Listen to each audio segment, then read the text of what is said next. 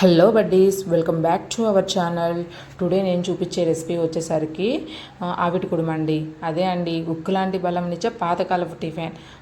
ఇది లేడీస్కి back pain తగ్గిస్తుంది. ఇంకా సిజరీన్ చేయించుకున్నప్పుడు తొందరగా రికవరీ అవ్వడానికి మన పెద్దవాళ్ళు ఈ రెసిపీ చేసి పెడతారు.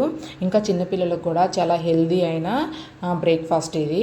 సో లేట్ చేయకుండా ప్రాసెస్ స్టార్ట్ చేద్దామా.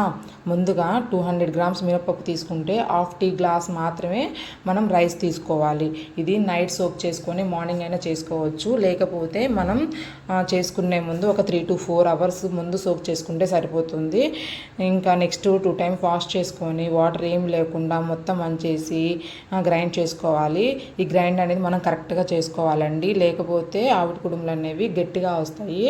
వాటర్ మొత్తం ఒకేసారి యాడ్ చేసుకోకుండా కొంచెం కొంచెం వాటర్ యాడ్ చేసుకుంటూ వీడియోలో చూపిస్తున్నంత కన్సిస్టెన్సీ వచ్చేలాగా చేసుకోవాలి. తర్వాత టేస్ట్కి తగ్గట్టు సాల్ట్ వేసుకోవాలి.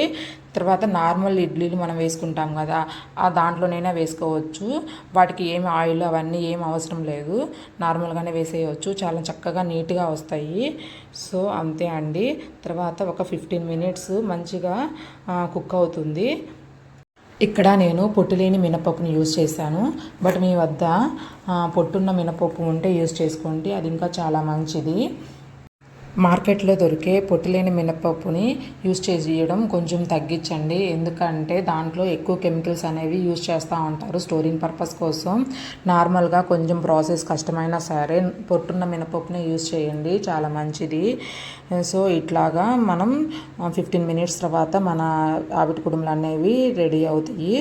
ఇలా తీసుకొని సర్వ్ చేసుకోవటమే. దీంట్లోకి కారపొడి వేసుకొని ఎక్కువ నెయ్యి వేసుకొని మనం సర్వ్ చేసుకుంటే చాలా బాగుంటుంది. దీంట్లో పీనట్ చట్నీ కానీ పుట్నాల చట్నీ కానీ అంత బాగుండదండి, అది హెవీ అయిపోతుంది.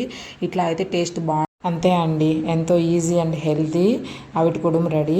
అప్పుడప్పుడు వీక్లీలో వన్స్ అయినా చేసి పెట్టండి.